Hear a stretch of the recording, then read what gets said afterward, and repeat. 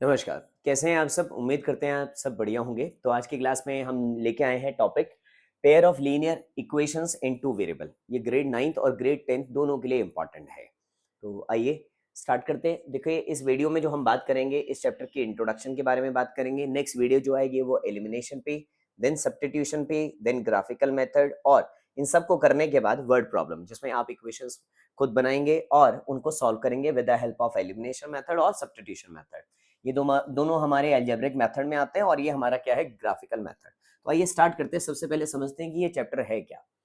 देखिए, आपको पता है कि इक्वेशन क्या है। इक्वेशंस क्या होती है कि ऐसे सिंबल लगेगा इक्वल टू का, एक अलजेब्रिक एक्सप्रेशन इधर आएगा, एक अलजेब्रिक एक्सप्रेशन इधर आएगा।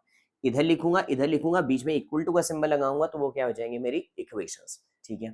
अब हम बात कर रहे हैं कैसे इक्वेशन के बारे में जो दो वेरिएबल में हो। तो मैंने लिखी एक, let suppose 2x plus 3y is equals to 9। मैंने लिखी 5u plus 6v is equal to 10। तो ये भी दो वेरिएबल की इक्वेशन है, ये भी दो वेरिएबल की इक्वेशन है। एक इधर है, एक इधर है, और बीच में क्या लगा हुआ है, इक्वल टू। किसी ने कहा सर क्या ऐसे नहीं लिख सकते, x square plus y square equals to 9? Sir ये भी तो दो वेरिएबल की है। हाँ, मैंने कहा बिल्कुल सही है, सही है। लेकिन हम कैसे वाली इक्वेशंस के बारे में बात कर रहे हैं, लीनियर। लीनियर कैसी? जिनमें हाईएस्ट पावर एक्स और वाई की जो वेरिएबल है हमारे, उनकी हाईएस्ट पावर क्या होगी, 1 होगी। तो ये हमारी स्टडी का पार्ट नहीं है। ये linear equation in two variable में नहीं आएगा, जिसमें पावर एक से ज्यादा चली जाएगी। तो पावर हमेशा क्या रहेगी, 1 रहेगी। ये हमारी स्टडी है, ये हमारी स्टडी है। अब बात आती है पेयर का क्या मीनिंग है। पेयर का मीनिंग है दो, यानी कि हम किस तरह की लीनियर इक्वेशन के बारे में बात कर रहे हैं, सिर्फ दो के ही बारे में बात कर रहे हैं। होने को ये 1 2 3 4 हो सकती हैं, एक ही वेरिएबल की, सिंगल वेरिएबल की। मैंने लिखी, एक को लिखी 3x plus 4y equals to 9। तो हम सिर्फ दो लीनियर इक्वेशंस के बारे में ही क्या कर रहे हैं, यहाँ बात कर रहे हैं। उनको कैसे सॉल्व किया जाएगा, उनके बीच क्या क्या रिलेशनशिप है, ये समझेंगे। तो आइए समझते हैं। सबसे पहले हमने कहा कि हमारे पास एक लाइन है, एक इक्वेशन है, ax plus b y plus c equals to 0, जहां a b और c कोई भी रियल नंबर हो सकते हैं। और सबसे इंपॉर्टेंट कंडीशन, ना तो a 0 होना चाहिए एंड ना b 0 होना चाहिए। दो वेरिएबल होने के लिए ना, मेन कंडीशन है, ना तो a 0 होना चाहिए और ना ही क्या 0 होना चाहिए, हमारा b 0 होना चाहिए। ये हमारी linear equation in two variable की मेन कंडीशन है। a और b अगर ये दोनों ही 0 हो गए तो मेरा तो वेरिएबल ही नहीं बचा, है ना। तो दो वेरिएबल होने के लिए ना तो a 0 होना चाहिए, ना ही क्या 0 होना चाहिए, b 0 होना चाहिए। अच्छा, आगे समझते हैं। ये इसकी ग्राफिकल रिप्रेजेंटेशन क्या है? तो इसकी ग्राफिकल रिप्रेजेंटेशन है एक स्ट्रेट लाइन।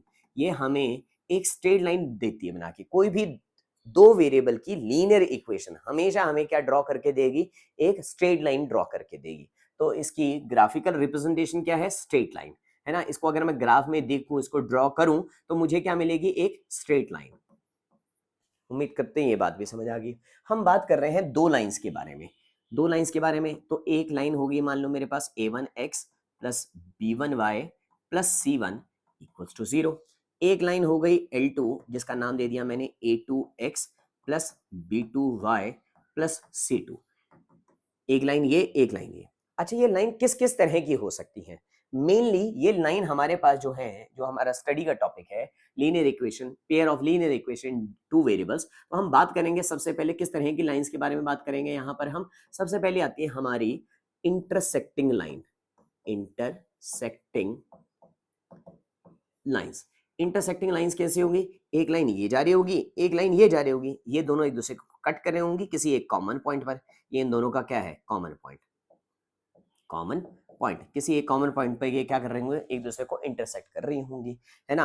अगर एक से दो से ज्यादा कर दें तो ये हमारी इंटरसेक्टिंग की कैटेगरी में नहीं आती, फिर ये क्या हो जाती है, हमारी कंकरेंट लाइंस होती हैं, जिनको हम नहीं पढ़ रहे हैं अभी। इंटरसेक्टिंग लाइन, दो लाइनें एक कॉमन पॉइंट पर क्या करेंगी, कट।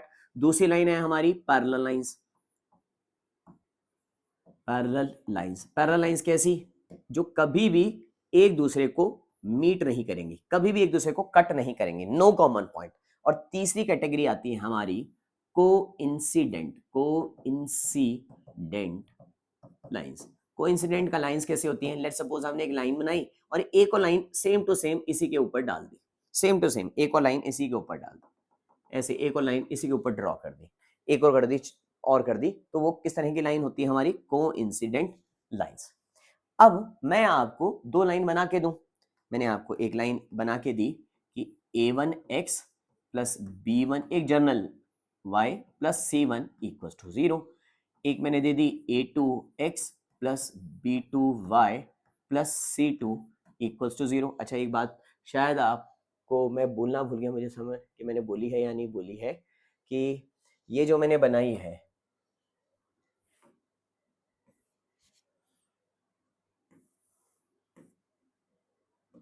ये जो मैंने लिखी है ये किसी भी लीनियर इक्वेशन इनटू वेरिएबल की एक जर्नल फॉर्म है। कौन सी फॉर्म है, जर्नल फॉर्म है, ध्यान रखना। तो मैंने एक जर्नल फॉर्म ये लिखी, एक जर्नल फॉर्म ये लिखी, क्योंकि हम पेयर ऑफ की बात कर रहे हैं, है ना, एक ये। और मैं पूछना चाह रहा हूँ ये किस तरह की लाइन है, ये इंटरसेक्टिंग लाइन है, ये कोइंसिडेंट लाइन है, या ये पैरेलल लाइन है।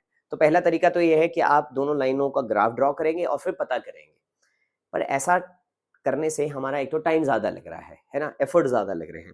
तो दूसरा तरीका क्या है, दूसरा तरीका है रेशो मेथड। कौन सा method, ratio method. Ratio method से भी हम ये पता कर सकते हैं कि कोई लाइन किस तरह की है। रेशो मेथड,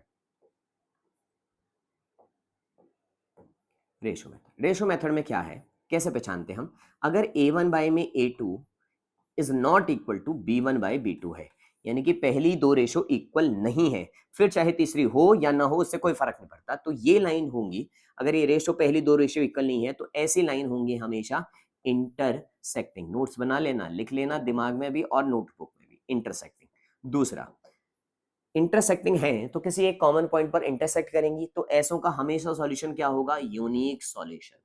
यूनिक सॉल्यूशन, क्योंकि उसका यूनिक सॉल्यूशन है इसलिए हम उसको रखते हैं कंसिस्टेंट लाइन की कैटेगरी में। कंसिस्टेंट होंगी, इंटरसेक्टिंग होंगी, यूनिक सॉल्यूशन होगा, और क्या होंगी, कंसिस्टेंट होंगी।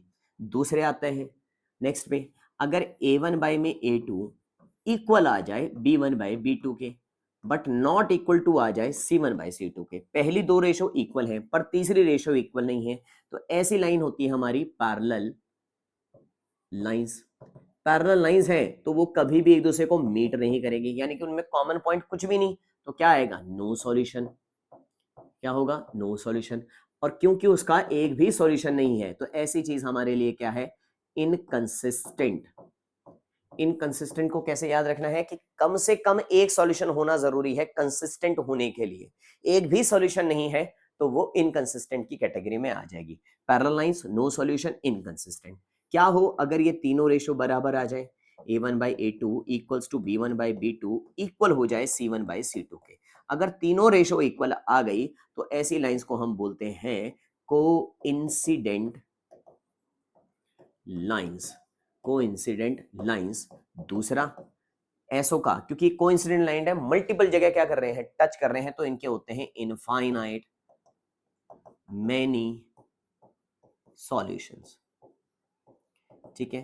तीसरी कैटेगरी, कम से कम एक सॉल्यूशन था ना, एक सॉल्यूशन तो आ ही रहा है, एक से ज्यादा आ रहे हैं इसमें, तो ये कैसी होगी हमारे लिए, कंसिस्टेंट। और एक सबसे इंपॉर्टेंट बात इसके लिए, ऐसी लाइंस को हम डिपेंडेंट की कैटेगरी में भी रखते हैं, डिपेंडेंट सिस्टम ऑफ इक्वेशंस की कैटेगरी में रखते हैं। यानी कि कल क्वेश्चन आए आए कि बताओ भाई डिपेंडेंट होने के लिए, किसी लाइन, दो लाइन को डिपेंडेंट होने के लिए, डिपेंडेंट ऑफ लीनियर इक्वेशंस की कैटेगरी में आने के लिए क्या कंडीशन है, तो वो a1 बाय में a2 equals to b1 by b2 equal to c1 by c2 होना चाहिए। यानी कि dependent coincident line, dependent infinite many solution, dependent consistent. उम्मीद कर रहे हैं आपको बातें समझ आ गई है। तीनों के बारे में याद कर लीजिएगा, नोट्स बना लीजिएगा। आइए थोड़ी सी प्रैक्टिस करते हैं, एनसीईआरटी के कुछ क्वेश्चन सॉल्व करते हैं। 3.1 के क्वेश्चन नंबर 2, पहला क्वेश्चन, आपको ये दो इक्वेशन दी हुई हैं, दो वेरिएबल की, है ना, लीनियर इक्वेशन दी हुई हैं दो वेरिएबल की, और आपको पूछा है वही किस तरह की लाइन है, पैरेलल है, कोइंसिडेंट है, या फिर इंटरसेक्टिंग है। तो हमने कहा ठीक है भाई, रेशो मेथड लगाएंगे, 5/7 इक्वल्स -4/6 इक्वल्स 8 में -9। तो हमने देखा कि 5/7 ये कैंसिल हो रहा था, तो जरा कैंसिल कर दिया, कैंसिल कर देना पहले ही ऐसे मत कह देना कि इक्वल टू नहीं है, 8/-9, तो अब चेक करेंगे, ये दोनों बराबर नहीं, बाकियों का तो मुझे कोई परवाह ही नहीं है, ये दोनों इक्वल नहीं है, तो कौन सी लाइन है? इंटरसेक्टिंग लाइन है। इंटरसेक्टिंग लाइन है, कैसा सॉल्यूशन है? यूनिक सॉल्यूशन है, क्योंकि यूनिक सॉल्यूशन है इसलिए ये क्या है हमारे लिए? कंसिस्टेंट है। उम्मीद कर रहे हैं आपको तीनों बातें समझ आ गई हैं। नेक्स्ट क्वेश्चन पे चलते हैं। नेक्स्ट क्वेश्चन है हमारे पास ये। सबसे पहले क्या करना है, जो भी सारी चीजें राइट साइड में है सबको किधर लेके आओ? लेफ्ट साइड में। ये माइनस का 24 था, इधर ले आऊंगा 18x plus 6y plus 24 equals to क्या? 0। अब रेशो मेथड लगाएंगे, 9 और ये 18, 9/18। अगला लिखा 3/6, अगला लिखा 12/24। कैंसिल किया 1 में 2, कैंसिल किया 1/2, कैंसिल किया 1/2। सारी रेशो क्या आ गई? इक्वल आ गई, क्योंकि सारी रेशो इक्वल है तो क्या होंगी? कोइंसिडेंट लाइन होंगी। कोइंसिडेंट लाइन है तो इनफाइनाइट मेनी सॉल्यूशन है कि भाई कम से कम एक सॉल्यूशन तो आ रहा है। क्या है? कंसिस्टेंट है, और सबसे बड़ी बात ये क्या है? डिपेंडेंट है। तो उम्मीद करते हैं ये बात भी समझ आ गई। नेक्स्ट क्वेश्चन पे चलते हैं। इस तरह का क्वेश्चन हमने लिया 6/2 इक्वल्स टू -3 में -1 इक्वल्स टू 10 में 9। ये कैंसिल किया तो 3 आया, यहाँ माइनस से माइनस कैंसिल किया 3 आया, ये आया 10/9। पहली दो रेशो बराबर, ये बराबर नहीं, पहली दो रेशो बराबर, ये बराबर नहीं, तो कैसे लाइन है? पैरेलल लाइंस है। पैरेलल लाइंस है तो नो सॉल्यूशन है, एक भी सॉल्यूशन नहीं है तो इनकंसिस्टेंट है। उम्मीद करते हैं सारी बातें समझ आ गई होंगी। आओ एक और क्वेश्चन करते हैं। देखो इस क्वेश्चन को मैं बिना पेन चलाए कर सकता हूँ। कैसे? मैंने देखा कि ये पॉजिटिव क्वांटिटी, ये पॉजिटिव, ये पॉजिटिव, ये नेगेटिव, तो ये पॉजिटिव नेगेटिव, ये नेगेटिव क्वांटिटी, ये पॉजिटिव क्वांटिटी, वैल्यू में मैग्नीट्यूड में चाहे सेम भी हो, पर साइन में डिफरेंट डिफरेंट आ गई ना, तो इक्वल ही नहीं होंगी। पहली दो रेशो इक्वल नहीं है तो ये कैसे लाइन होगी हमारी? इंटरसेक्टिंग। लेकिन फिर भी हम इसको कर तो देते ही हैं क्वेश्चन को कि रेशो मेथड से 3/2 बाय में 9 इक्वल्स टू 5 में 3 बाय में माइनस का 10 इक्वल्स टू, इधर लेके आया तो माइनस का 7 हुआ, इधर लेके आया तो माइनस का 14 हुआ, कैंसल हो गया, 7 1 जा 7, 7 2 जा 14। ये आया 3/2 इंटू में 1/9, ये आया 5/3 इंटू में घूम के गया -1/10, और ये आ गया 1/2। तो 1 बाय में 3 1 जा 3, 3 3 जा 9, 3 2 जा 6, 5 1 जा 5, 5 2 जा 10, 1/6 माइनस का इक्वल्स टू आया 1/2। दोनों रेशो बराबर नहीं है, पहली दो रेशो बराबर नहीं है। इंटरसेक्टिंग है तो एक सॉल्यूशन होगा, यूनिक सॉल्यूशन, कंसिस्टेंट होगा। उम्मीद कर रहे हैं आपको समझ आ गया है। समझ आ गया है तो ओहो अच्छा,